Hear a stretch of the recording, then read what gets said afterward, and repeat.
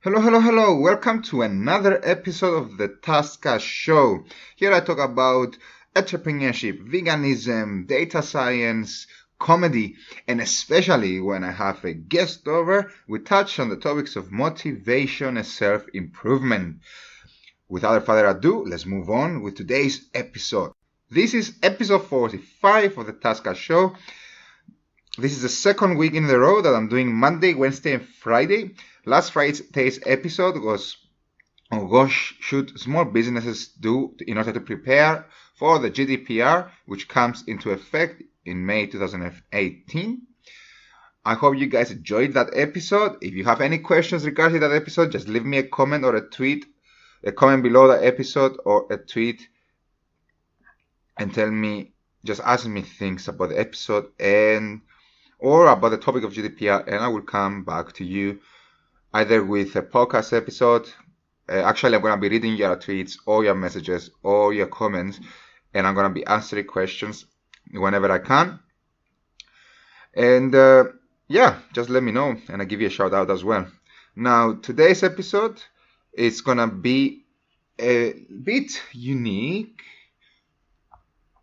Not that unique, actually, to be honest with you. It's just like, it's not going to be on data science. Yeah, it's going to be about diet, and I touch a bit on diet, a bit of veganism, but mostly about how we can leave as little as possible footprint on the planet based on what we eat. It's going to be a short episode. I'm not going to go into crazy detail about it, but I might make an episode with a bit further detail on the topic in the future.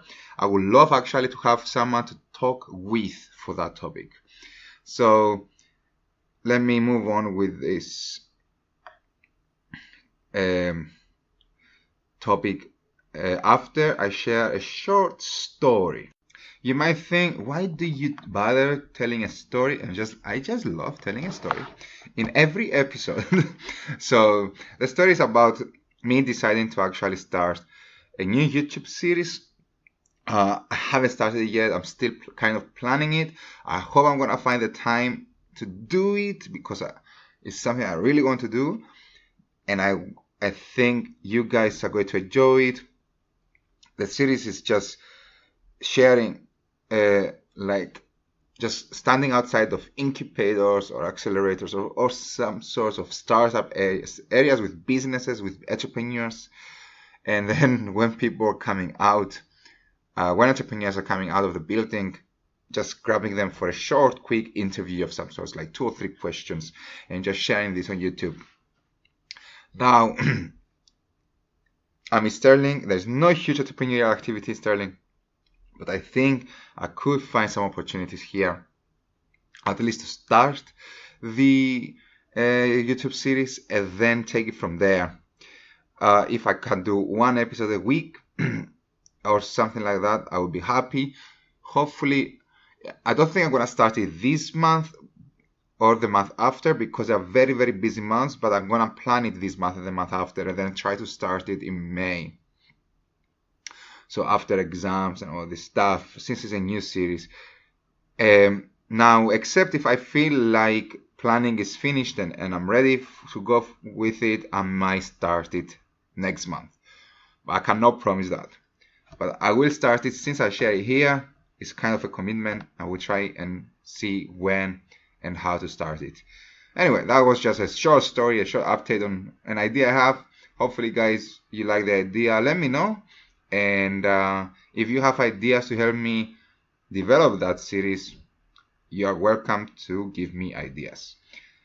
Without further ado, let's move on with the topic of the day.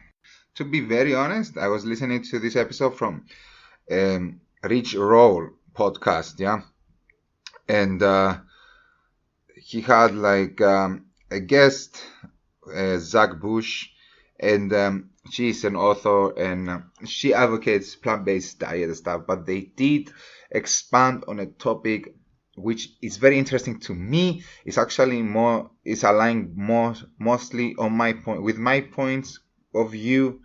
But yeah, before I move on to that topic, I will just give you a background on what I mean points of view. Now, I'm trying to start a podcast series with a couple of vegan friends because I believe that educating people through a conversation about why are you vegan, how do you find it, and how are you motivated yourself? Is it more difficult? What kind of foods you cook and all this stuff?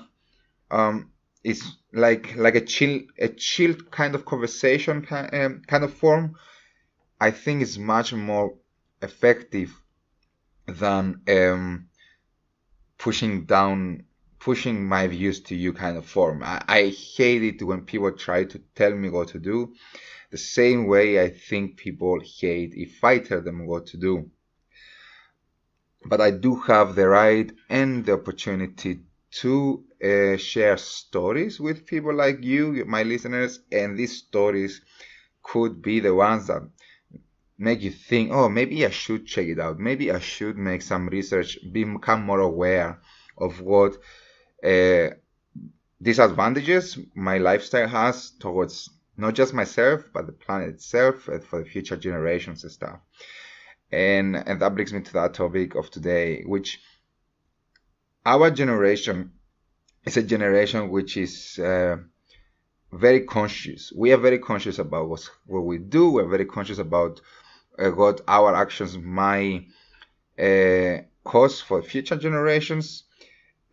Not all of us, but I think the majority of us were more conscious, and that's because we are more educated than previous generations. We have access to information 24/7. We grew up with information at the end of the day. That means that if we have a question, we just go online and on our favorite search engine. I'm not gonna refer to my favorite search engine, but okay, it's Google. All right, it's Google. For God's sakes, he is the best search engine. It is. Anyway, so we go on Google and we check out, all right. Or nowadays you might say, hey Siri, or hey Google, okay Google, and then, or Alexa for your home or whatever you have for your AI assistant. And I'm going off topic because I'm just trying to make some stupid jokes. Sorry guys. But yes, so we just check it online and we just figure out, okay, that what we eat contains this, this, and that in it. It has so many calories. It has so much fat. It has so much. It's produced by this company. Oh, how is this company producing it? And you can dig in. If you really want to dig in, you can dig in and you can find information. Yeah. And the more you dig, and the more you find, the more you realize that raising livestock leaves a huge, huge footprint on the planet. And that's basically one of the most important things for me. After, of course, a very important subject is the suffering of fellow animals, because I do consider humans myself as an animal since I'm alive. I know it's not a nice way to put it, but we're mammals as well as the mammals that we eat most of the time, or we use for milk or whatever we use them for. So the same way they are mammals and we are mammals, and they feel, they have nervous system. Yeah, there is a suffering over there, but a very, very important aspect for me is the footprint that the agriculture leaves behind. First of all, the amount of crops that we need to grow just to feed the livestock, and the amount of water we need to provide the livestock with are huge amounts of crops and water. At the same time, the planet has millions of people who are thirsty and hungry. So these are just small examples. I said I'm not gonna expand. I'm just going to give you food for thought, food so you can go and search it, go and check it out. I may write with this episode. I may include some written facts, or links for you to check out. But I will tell you, it's easy to start. Even if you don't want to read things, you can actually go on Netflix, literally on Netflix, and you can go and check. Folks are nice if you are considerate about your health, but if you are considerate about the planet, mostly the footprint of the industry, of the food industry, the livestock industries, go and check Conspiracy on Netflix. It's free on Netflix if you have Netflix. You can even find it for free if you just pirate it. I wouldn't suggest that, but everybody does it, so I'm not lying to myself or to you. And yeah, let me know what you think. Are you aware of the footprint that animal production creates or leaves behind? And for me, being aware of this is important because our generation is not going to face the consequences, but the next generation and the next generation after that are going to face the consequences, and we are going to be responsible because we knew, but we didn't do anything to reverse things. That's my opinion on the subject. Anyway, I'll stop talking now. I hope you guys follow my train of thoughts in this episode, and I hope you enjoy it. And as always, have an awesome day full of love, passion, and compassion.